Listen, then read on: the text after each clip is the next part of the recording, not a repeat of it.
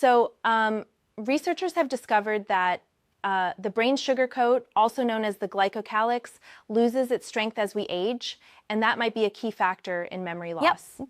Right, so basically, the protective layer on our brain cells, what they call the sweet layer, is thinning out over time, letting in harmful molecules that can mess with our memory. Exactly, and this glycocalyx is a critical part of the blood-brain barrier, which lets in nutrients, but blocks the bad stuff. Researchers, including Nobel laureate Carolyn Bertozzi and lead scientist Sophia Shai from Stanford, found that in older mice, this sugary shield gets thinner, allowing inflammatory molecules to slip through.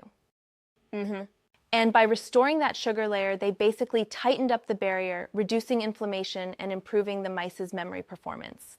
Right, it's like patching up tiny holes in a shield. When they boosted the supply of specific sugars, the blood-brain barrier reinforced itself, leaving fewer opportunities for, the damaging molecules to get in. That's a pretty neat approach, using sugars to essentially heal or reinforce the brain's defense barrier. Absolutely. It's like if you had a leaky dam and you patched it up with sugared mortar. The mice had fewer inflammatory issues and even showed signs of memory recovery during testing. Right.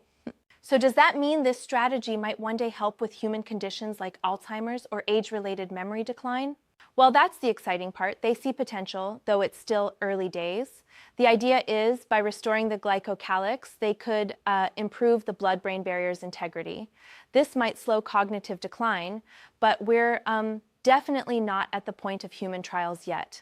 I get that, but I wonder, how do they know exactly which sugar molecules to add? Isn't there a risk of, upsetting other functions of the brain by changing its delicate chemistry? That's a fair point. The researchers, like Tony Weiss-Correa, emphasize that pinpointing the right sugars is crucial.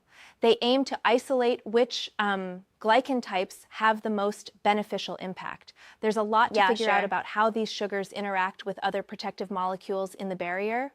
It really shows how complex and interconnected our brain chemistry is. Losing just a bit of those sugars can have wide-ranging effects on function and memory. Definitely. This discovery also opens up an entirely new avenue for potential therapies. Imagine using sugar-based strategies to not only restore the barrier, but also to fine-tune drug delivery across it without harmful leaks. Right. And I suppose if the barrier functions better, it could not only reduce inflammation, but also keep out the harmful proteins known to contribute to conditions like Alzheimer's. Exactly. By strengthening this sweet layer, they're essentially giving the brain a better defense system.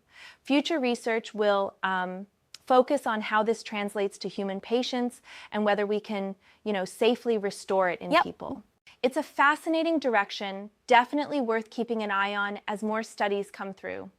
The interplay between sugar biology and brain health could really change how we approach aging and neurodegenerative diseases.